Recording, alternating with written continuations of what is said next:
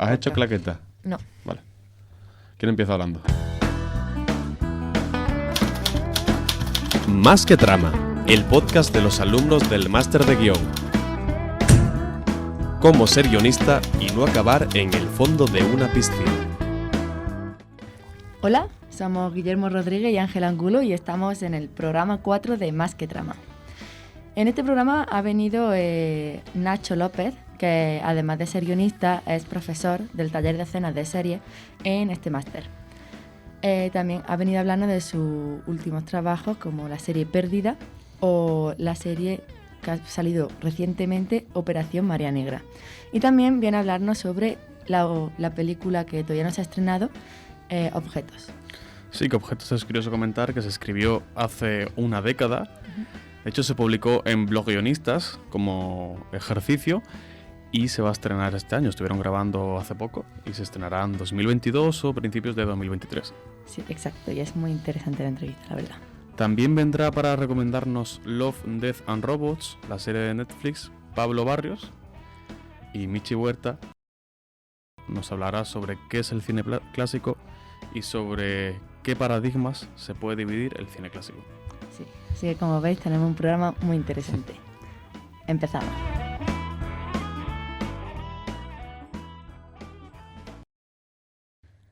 Bueno, estamos hoy con Pablo Barrios, un estudiante también del máster, y viene a recomendarnos una serie, porque hemos empezado ya el módulo de serie y creemos que sería buena idea recomendar una serie.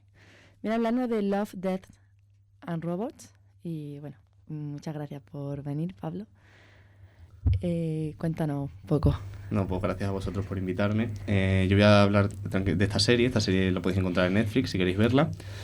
Es una serie bastante cortita, solo tiene 26 episodios en 2 temporadas. Sí que es cierto que la primera es un poquito más grande que la segunda. Creo que son, no sé si son 16 y luego 8 episodios, algo así. Y es una serie muy tipo Black Mirror, para los que son fan de Black Mirror.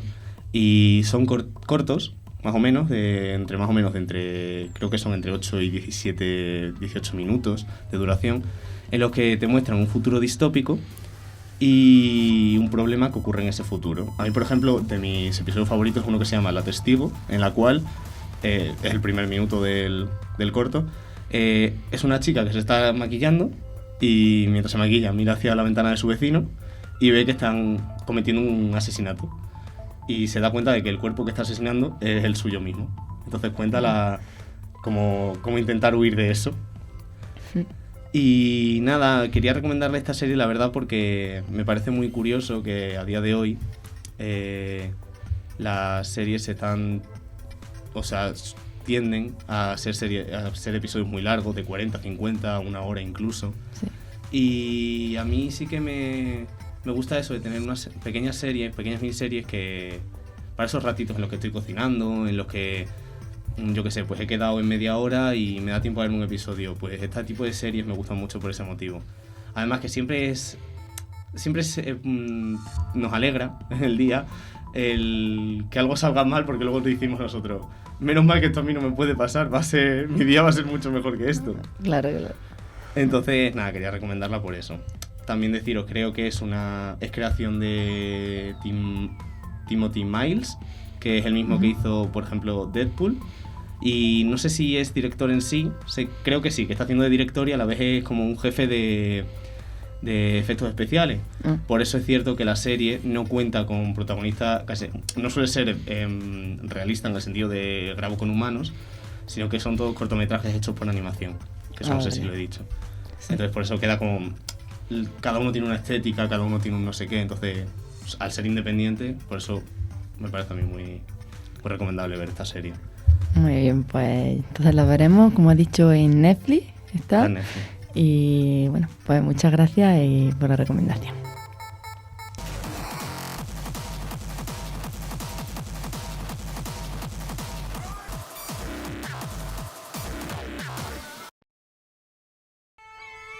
La costa gallega es la zona con más naufragios del mundo. Yo la conozco como la palma de mi mano. Bueno, pues en este programa tenemos a Nacho López, guionista que ha guionizado pues series como Perdida, Allá abajo, 7 vidas o Operación Marea Negra. Y también es profesor del máster que nos da el taller de escena. Así que muchas gracias por venir. Muchas gracias a vosotros. Y bueno, empezar un poco con algunas preguntillas. Que en primer lugar quería hablar sobre Operación Marea Negra, que se ha estrenado hace poquito y en la que era guionista. Entonces queríamos saber cómo surgió esta miniserie. Pues la miniserie surge en realidad a partir de la productora de Ficción Producciones, es una productora gallega que tiene esta idea de contar esta historia basada en hechos reales, que es una historia real de 3 tipos que cruzaron el Atlántico en un submarino casero con 3,5 toneladas de cocaína. Y bueno, ellos nos llaman a Pache Amezcua y a mí para escribir los guiones de la serie y a partir de ahí, pues bueno, nosotros nos ponemos a investigar toda la información sobre la historia real y escribimos los 4 guiones. Esto lo hicimos el año pasado, en verano aproximadamente. Terminamos de escribir y prácticamente al momento se empezó a rodar y se rodó con bastante rapidez, la verdad. Nacho, ¿cómo es meterse en la mente de un narcotraficante que entra en un submarino? ¿Tuviste que hacer algún tipo de ejercicio de buceo? ¿O te metiste en una caja tipo Buried como Rodrigo Cortés para ver qué se sentiría? ¿Cómo fue ese proceso de documentación? Bueno, nosotros teníamos información sobre todo sobre cómo había sido... cómo estaba construido el submarino. El submarino, de hecho, se puede ver, creo que está ahora en Ávila, si no me equivoco. Sabíamos que era un submarino muy pequeño, sabíamos que habían estado más de 3 semanas metidos ahí. Y bueno, creo que ahí tienes que tirar un poco de imaginación.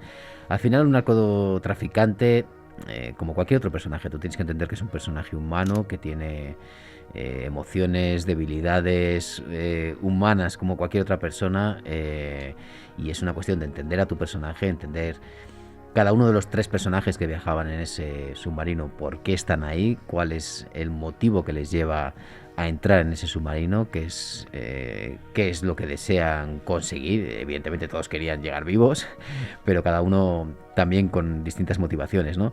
Y a partir de ahí sí que sabíamos pues muchos de los problemas que habían tenido durante ese viaje. Sabíamos que habían tenido problemas mecánicos, sabíamos que habían estado a punto de ser arrollados por un buque mercante, habían estado a punto de quedarse tirados en mitad del océano varias veces, y al mismo tiempo estaban siendo perseguidos por la policía. En el punto de encuentro en las Islas Azores, donde habían quedado para descargar la carga, no aparecieron los barcos que tenían que ir a buscarles, porque estaban muy vigilados por la policía. Y bueno, sí que sabíamos todos esos problemas. Entonces al final se trata de construir unos personajes, sobre todo un personaje protagonista que estaba basado en el personaje real, que era este chico gallego, que era un joven deportista, boxeador y que acaba metiéndose en ese lío. Entender un poco al personaje que has construido y entender por qué está ahí y cómo reacciona ante las dificultades, ¿no? Y creo que no es tampoco un ejercicio muy difícil, sino que creo que todos entenderíamos que dentro de un sitio tan pequeño pues haya problemas de espacio, de convivencia, de que te puedes llegar a volver un poco loco en algún momento, ¿no? Y intentamos crear 3 personajes muy diferentes, que cada uno tuviera un rol dentro de esa embarcación tan complicada. Muy bien. Y también, bueno, ha venido también Jorge Dorado y tú también has explicado en clase que ya has estrenado para dirigir ha guionizado una película con él, Objetos, y queríamos saber un poco cómo ha sido la experiencia de tanto de hacer el proyecto como de realizarlo con Jorge Dorado también. Objetos es una película que yo escribí hace ya casi, yo creo que más de 10 o 11 años, y es una película que estuvo durante un tiempo parada porque también en aquella época justo coincidió con la otra crisis, donde apenas se hacía cine, y bueno, la película llegó a manos de Jorge Dorado un poco también por casualidades, porque conocíamos a una amiga productora en común que nos puso en contacto, le pasamos el guión y a él le gustó desde el primer momento y él me dijo, "Jo, yo quiero rodar este guión", ¿no? Que fue una alegría bastante importante para mí, porque yo admiro mucho a Jorge, creo que es un gran director y para mí era un orgullo y una suerte que él pudiera dirigir la peli. Y entonces, bueno, ha sido un proyecto que ha tardado en levantarse, que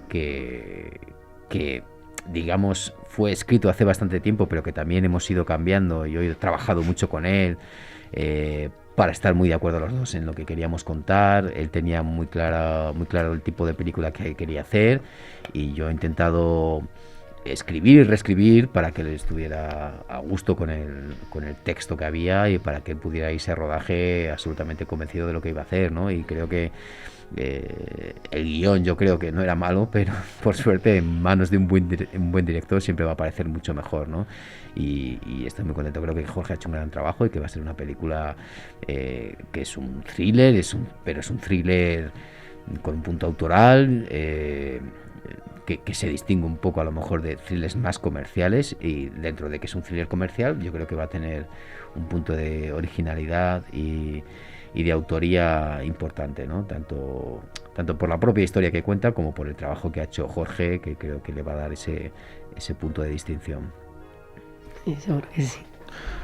Nacho, Objetos es un thriller y tú en tus inicios empezaste a trabajar en comedia. Entonces te quería preguntar qué hay de la comedia en el thriller y qué hay del thriller en la comedia. Y llévalo hacia donde tú quieras. Quiero darte libertad. Pues mira, yo empecé haciendo mucha comedia, empecé en 7 Vidas y luego durante muchos años estuve haciendo comedias, sobre todo televisivas. Y la comedia es un lugar de aprendizaje muy bueno para un guionista, porque exige mucho trabajo, exige mucha afinación, demanda mucha reescritura. Y aprendes a tener una mente liberada en el sentido de que sabes que todo se puede caer en un guión y que puedes encontrar otras soluciones mejores, ¿no? Y eso te ayuda mucho luego a la hora de trabajar en cualquier género. Luego, al final, los géneros cambian en muchas cosas, evidentemente, pero en el fondo estás hablando de lo mismo. Estás hablando de personajes, estás hablando de conflictos. Es como un pintor que decide pintar con acuarelas o que decide pintar con óleo.